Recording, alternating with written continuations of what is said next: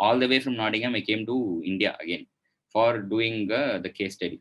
Because when you attend such competitions as a student, you already are thinking more than what your other classmates have to do. And if you are able to crack it into the top 10, so it speaks a lot. I felt probably I should have attended few more workshops, few more, conclaves, or anything that had to do with, my focus areas. Never keep arrears. So this is something that I always tell architecture students.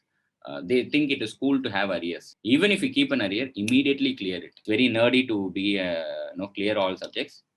That's a very wrong approach. We have to do the portfolio by the time we are in our third year.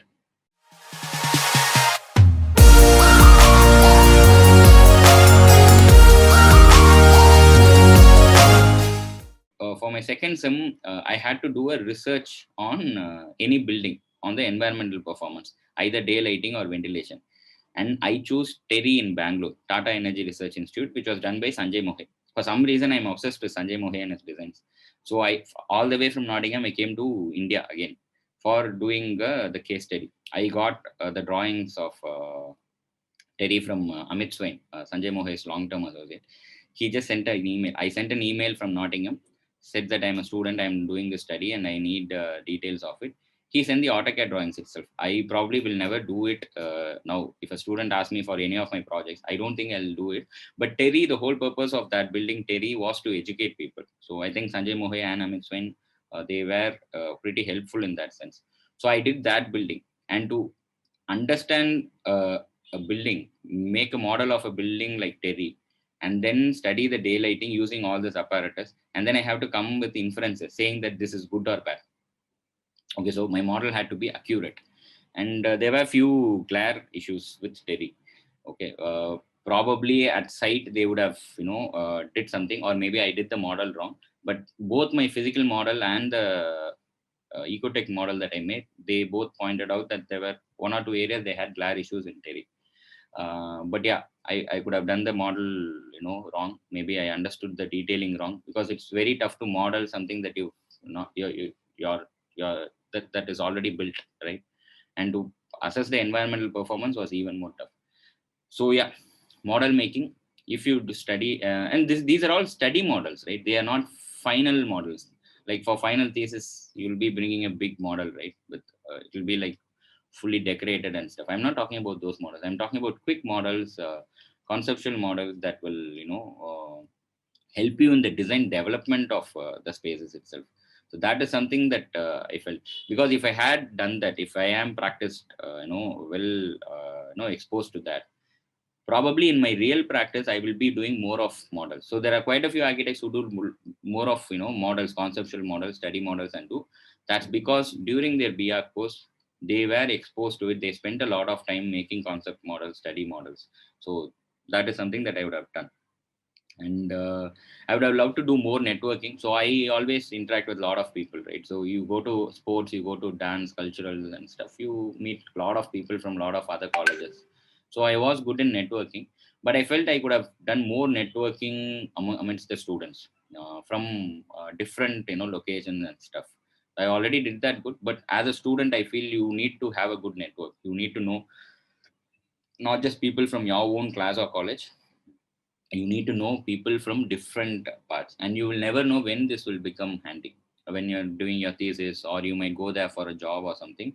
So I still have connects with a lot of my batchmates who are not from my own college, but they are from different colleges, and I know all of them. And this networking happened during the zonasas and nasas, and those kind of days, and we are still in touch. So more networking is very, very important, and this is not part of academics, right? So your teachers are not going to tell you to network or not, but I feel that networking is very, very important. It benefits a lot. It gives you back a lot when you network, when you are a student itself. And competitions, external competition. So as I said, since I didn't have a long-term goal, if I had a long-term goal, I will know what kind of competitions to pick. In my whatever focus area was, I would have picked it. But since I didn't have a long-term goal, we used to attend competitions randomly. Obviously, the NASAs, SONASAs are there. And apart from that, few design competitions here and there. I think I me and a couple of my college mates, we worked on IGBC, Indian Green Building Council. There was a competition. We won. It was a national level competition. We won. But unfortunately, the thing was there were only two entrants possible. So it was my friend and another junior of mine. They both did it. Okay. I was the back end guy working on the presentations, modeling, design ideas, and everything. So we just tried to bring the traditional Katrupandal technique, the stack effect ventilation into a green building. So we gave all the details, we gave all the materials and stuff. We did a good presentation. But officially, my name was not there. I knew it from day one. So I said, okay, fine. Whoever gets it, you get it. You guys work, I'll work from the back end, and we won citation. That was the only thing that I've done as a competition, if I'm not wrong. But apart from that, we have attended quite a few competitions. I felt we should have attended more. I should have attended more competitions like that, because when you attend such competitions as a student, you already are thinking more than what your other classmates have to do, or your batchmates have to do, and because you attend the competition, when you're submitting your entry for the jury or everything, you will get an idea of, you will be focused on seeing what others have done for the same problem, what kind of solutions they have done, how they have approached. So that awareness is knowledge, not just the competition or winning. That is an added bonus. Yeah, you win a competition, you get a certificate, you get name and fame in your college, people appreciate you, you can have it in your portfolio, all that is there. But the learning while you attend the competition, attend the jury, so that is immense, and you will see how different people approach the same problem in a different way.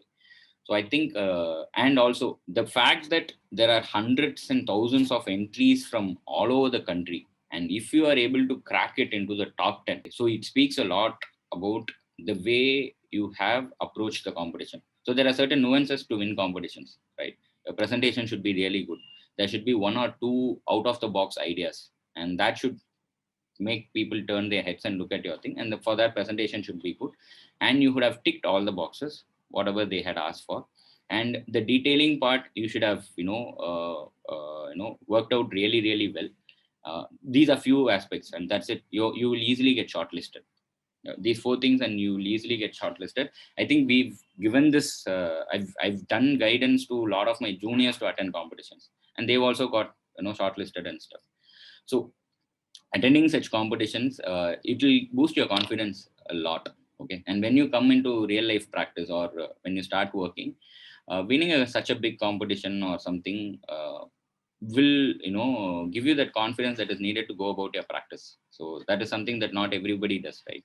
So probably as a student, I would have done more competitions. And next one is a lot of knowledge sharing, education workshops I should have attended.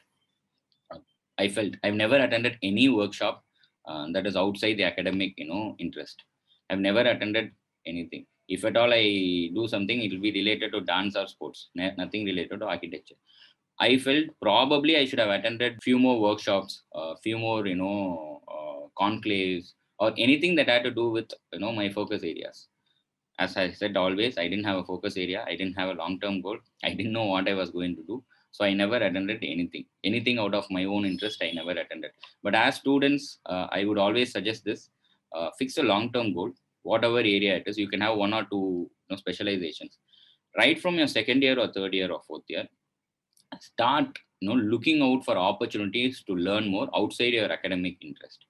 Attend workshops, attend events, attend competitions, attend conclaves. So all these things are very very important, and they'll give you a total new level of energy.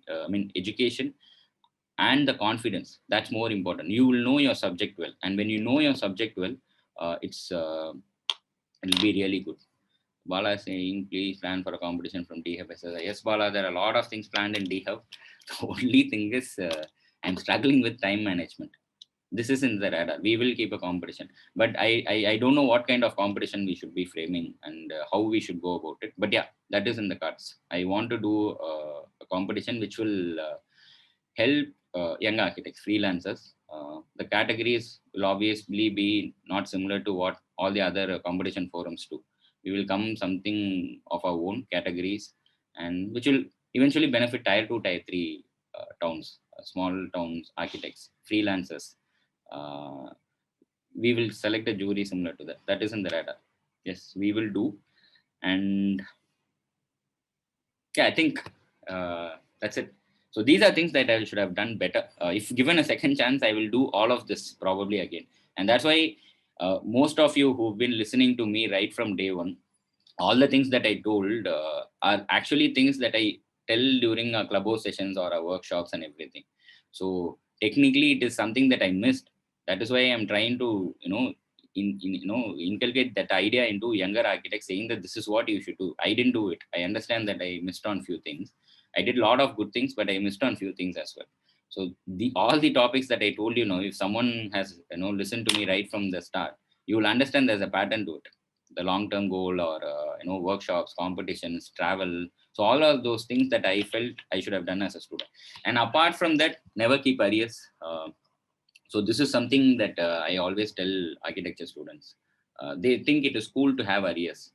Right from my college days, I've seen arrears are never good. They are waste of time, waste of money. Okay, you get a crack at an exam if you are decent enough in academics. Just clear it. I think 50% is the pass mark for all subjects. Just clear it. Arrears are like that small thorn in the leg. You should never get hit by a thorn. Okay, thorn na mullu, கால்ல குத்துன முள்ளு மாதிரி அது. So you should never let thorn prick your leg. Even if you keep an arrear, immediately clear it. முள்ளு குத்துச்சுன்னா டக்குன்னு எடுத்துடணும். Okay, if you don't do it, what will happen? It will become septic and stuff, right? So I've seen a lot of my friends, lot of my seniors, juniors ruin their careers because of arrears, right? So as architecture students, it might sound cool to say I have like everything washed away. I have 5 arrears. I had 15 arrears. Even after college, they'll go back to college. I mean, even after 5 years of college, they'll go back to college to write arrears. It might sound cool, but in real life, it is a pain in the rear. That's what I would say.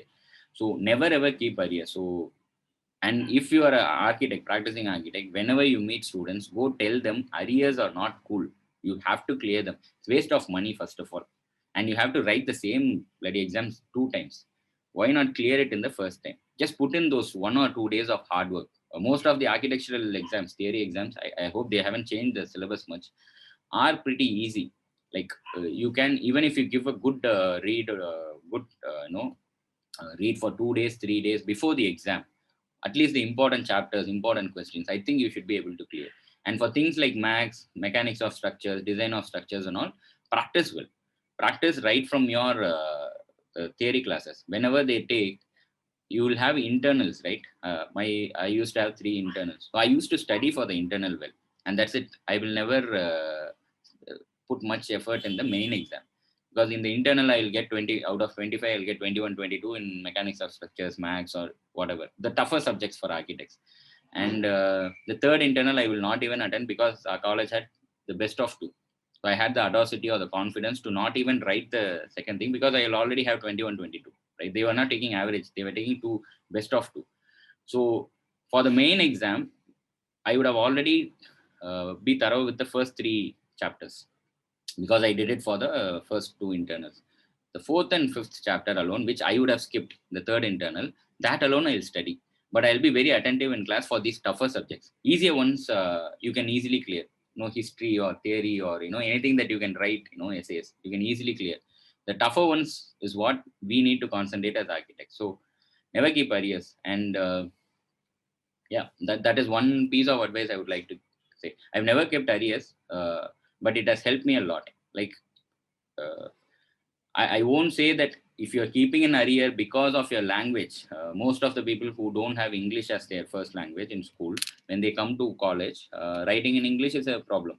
I understand that. Those things are fine.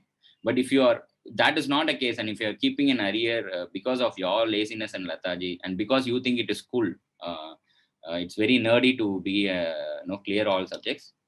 That's a very wrong approach. Yeah. So that's it, guys. If you guys have anything to add on to it, Bala, Shriva, Tarun, Lakshmi, Harish, it's just I'm not asking you to guys to ask questions. In case you feel that you could have done something better when you were students, you can please feel free to unmute and speak. Or any questions or any doubts from anything, I'm happy to answer you as we should. Guys, go mute during the question answer session. Okay, guys, if there's nothing else, then we'll meet next week. I'll try to come up with another interesting topic. I hope today's session was useful and it was not more of a personal ranting. It was a personal rant, basically, but I think it will be useful for listeners. And we are recording this on YouTube. I mean, we are recording this. It will be on YouTube. So my people, my back end people, they'll cut videos and share.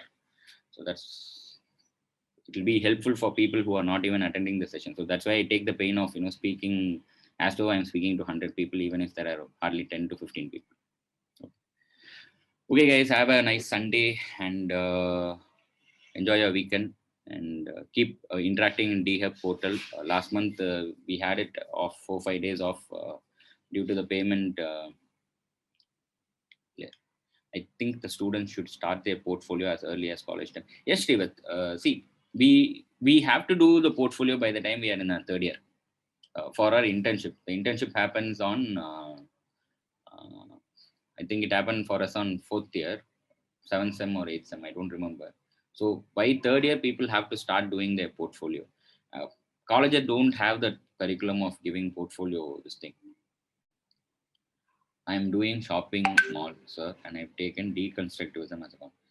And I don't know how to implement in the flow plan. Could you explain something about it? I did the same mistake. Trust me.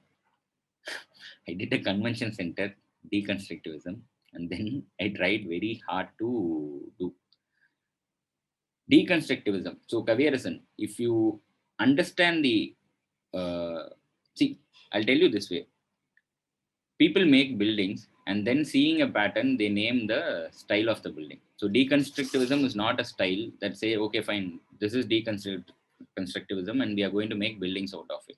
And these guys, Ahadid and all those other architects, Franco Gehry, they didn't go start making buildings. They did buildings which were offbeat. They did buildings which were not the norm. Okay. And then someone said, okay, fine. Some architectural writer would have said, okay, these buildings are all different. Maybe we can combine them and make into deconstructivism. Okay. So deconstructivism, according to me, is not just the facade that looks unique. Okay. It is about rethinking the utility of the space that you're creating. Okay. How you are creating a space, and why should it be like this, why it shouldn't be like this, and why not change the program of the building. And when you think in those lines, your building form or your facade or anything will be different. Okay, I'm explaining in very simple terms. It's been a long since I even read about this word deconstructivism. I'm using the word deconstructivism, I think after 4 or 5 years. அதான் வாயிலே வரமாட்டேங்குது.